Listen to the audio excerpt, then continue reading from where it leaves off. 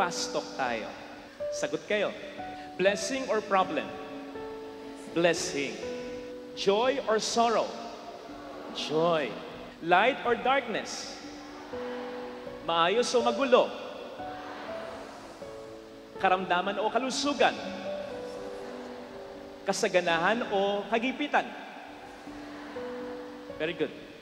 And we can go on and on with these extremes na hindi na natin kinakailangan pang isipin, I suppose, kung ano ang pipiliin natin. Siyempre, yung maganda o maayos o yung blessing para sa atin. But then, alam natin, hindi laging ganyan. Hindi lahat ng ating pinipili ay nangyayari. Ating ginugusto ay nagkakatotoo. Gaano man kabusisi o kaplansyadong ating pagpaplano. Kung minsan nga, ang nangyayari pa ay kabaligtaran.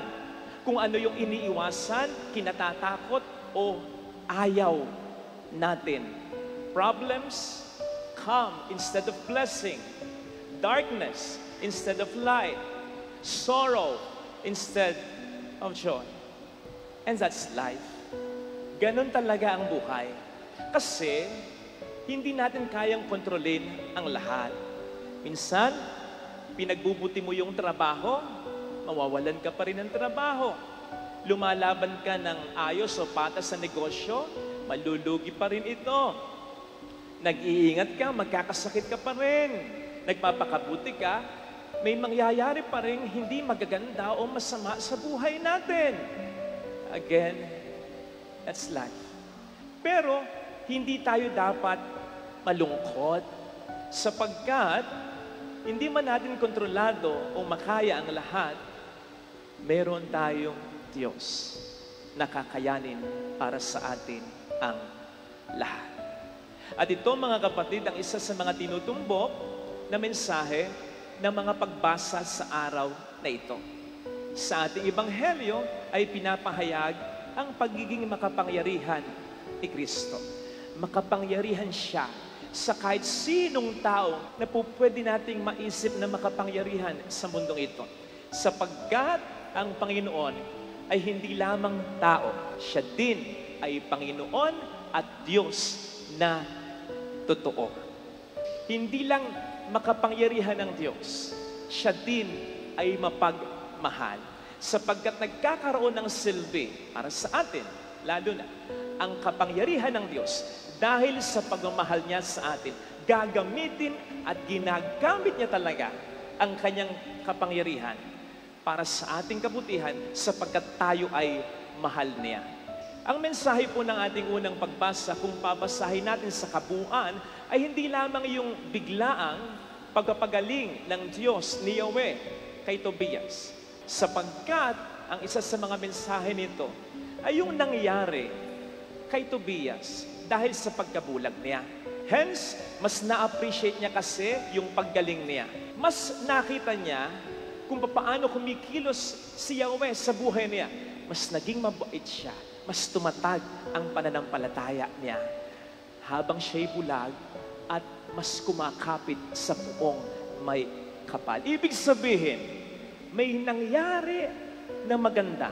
May nagawang maganda ang pagkabulag niya sa kanya.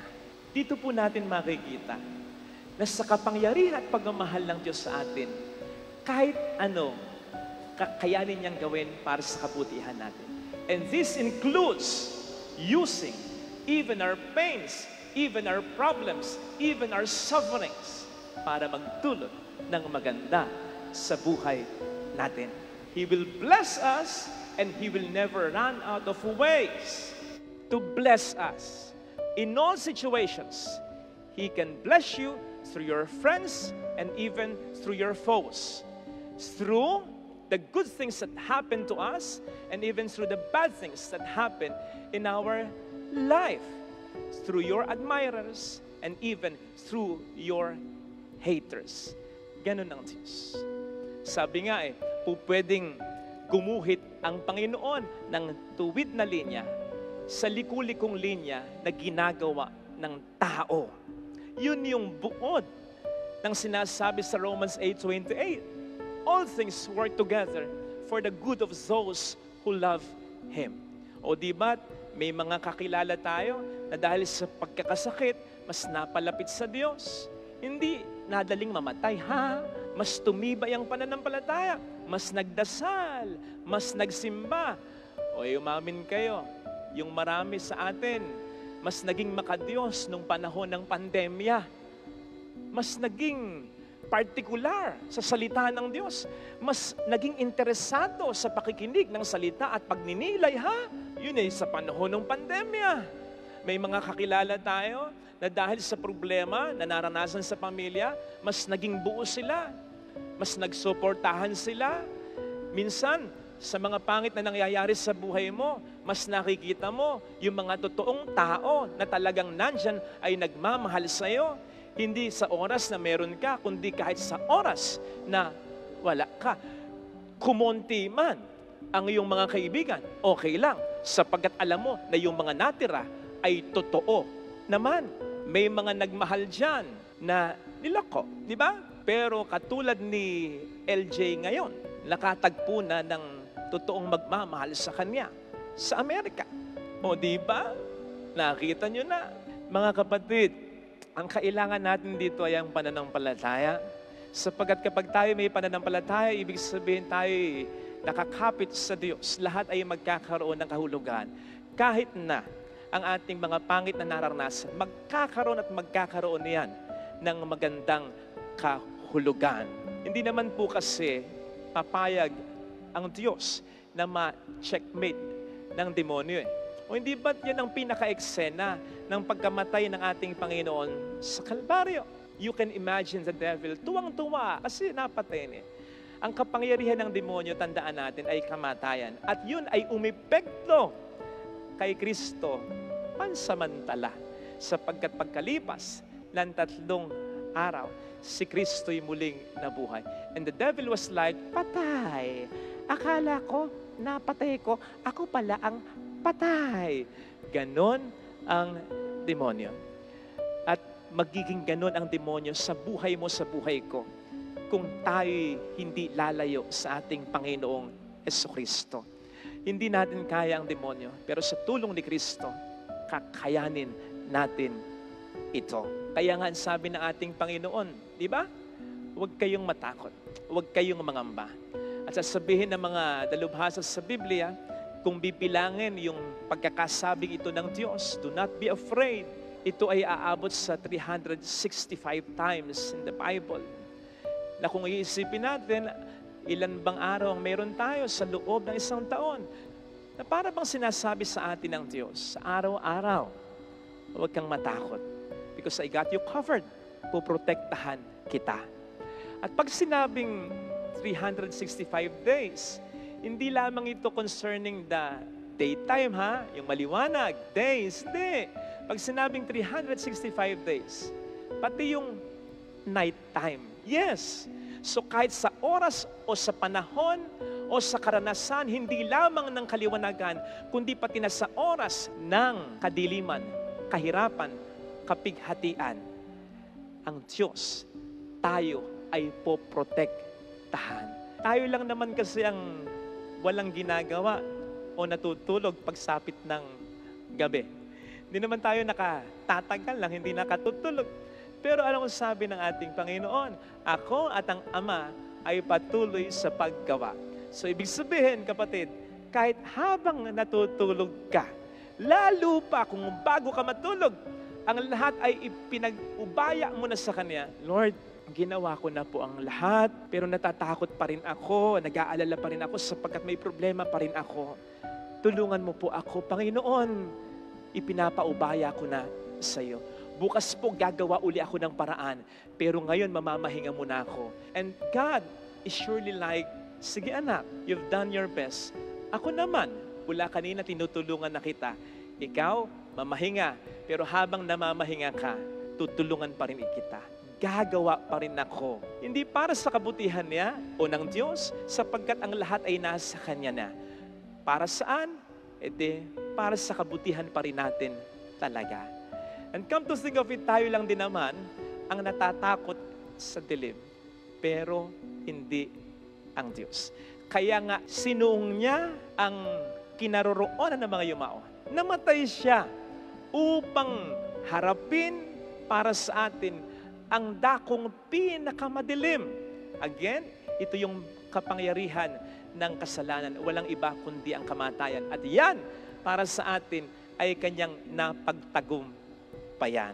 Ang sabi nga pala ng Panginoon sa kanyang mga disipulo, sa John 9 verse 4, gawin na natin ang mga ipinapagawa ng nagsugo sa akin habang araw pa, sapagkat pagsapit ng gabi, hindi na makakagawa ang tao. Ang sabi ng Panginoon, ang tao. Totoo yun. Kasi paggabi, natatakot ka na. Paggabi, nandun kailangan mong mamahinga. Paggabi, hindi ka makagagalaw. Pero maliwanag ang sabi, pagsapit ng gabi, hindi makakagawa ang tao. Pero hindi ang Diyos. Kahit gabing madilim na madilim, kahit sa rurok ng kapangyarihan ng kasalanan o ng kadiliman, ang Diyos ay makakagawa at makakagawa pa rin ng paraan. Kanina, habang nag-scroll ako, nag-flash dun sa FB page, yung panalangin o yung sinabi ni St. Thomas Aquinas na pinost ng isang kaibigang pare. First and foremost, love Jesus with your whole heart. Then, accept whatever He sends you in every present moment. Tanggapin mo kung ano yung ibibigay niya, pagkakalob niya sa iyo. Ito man ay maganda o pangit sa paningin mo. This means, dear one, you grow to love the will of God. When you make your plans, if God sends a different plan, embrace it. All the while, knowing or believing His plan is best for you. Sige, piliin natin yung gusto natin. Gusto natin ng maayos na buhay, iaayos natin ang buhay natin. Gusto natin, syempre, ng magandang buhay, magsisikap tayo. Gusto natin, syempre, na malayo sa kapahamakan, mag-iingat tayo. Pero, tandaan natin, tayo pa rin ay nasa mundo. So, anuman yung dumating sa buhay natin, ito ay tanggapin natin. Tatanggapin natin na naniniwala tayo, anuman ang mangyayari sa atin, hindi tayo pababayaan ng Panginoon natin.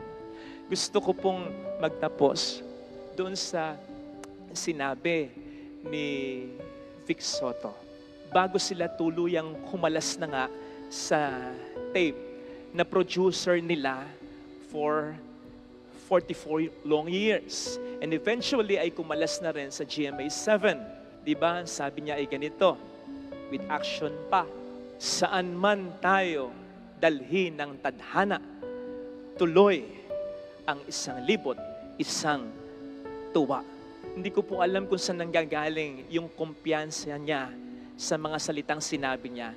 And true enough, sapagkat pagkatapos siguro ng mga diskusyunan, masalimuot na usapan, pagkatapos ng mga panahon ng walang kasiguraduhan, ayun na, kumalas na sila.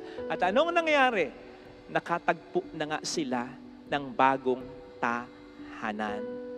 Kung saan, sinabi nila in effect, mas gagalingan nila, mas magbibigay sila ng tuwa at saya. So, dun mo makikita na yung problema na kanilang naranasan, imbis na makapag-down, ay nakapag-angat sa kanila. Imbis na makapagpalungkot, ay nakapagpasaya pa later on sa kanila na sila rin naman, syempre, ang unang nakaranas talaga nung 1,000 tuwa na ibibigay din naman nila sa iba. Again, hindi ko alam kung saan nanggaling yung kumpiyansa. Pero sana tayo rin po ay maging ganito.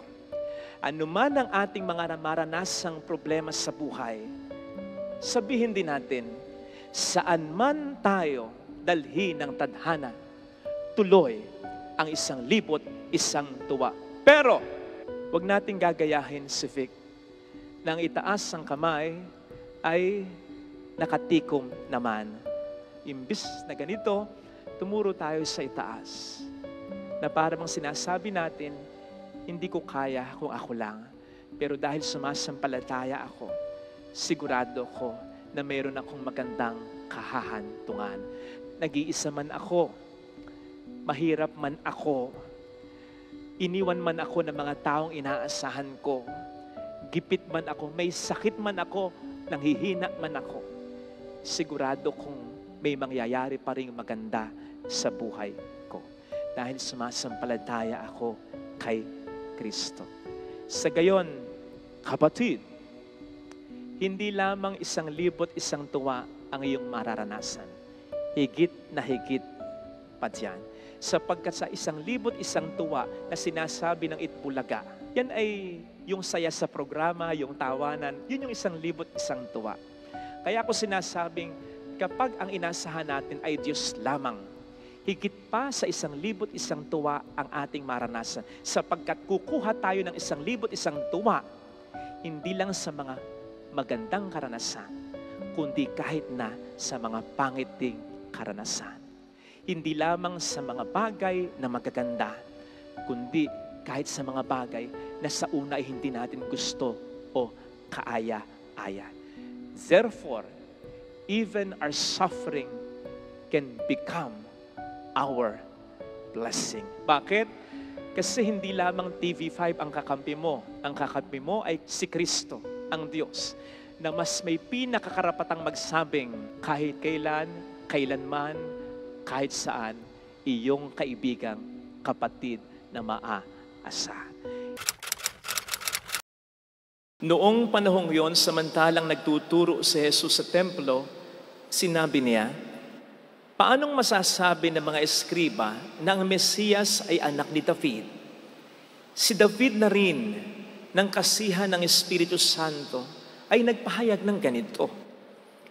Sinabi ng Panginoon sa aking Panginoon, maupo ka sa aking kanan hanggang lubusan kong mapasuko sa iyo ang mga kaaway mo. Si David na rin ang tumawag sa kanya ng Panginoon. Paano magiging anak ni David ang Mesiyas? At nakinig na mabuti sa kanya ang maraming tao. Mga kapatid, ang mabuting balita ng Panginoon. Pinupuri ka namin, Panginoong Hesus Kristo.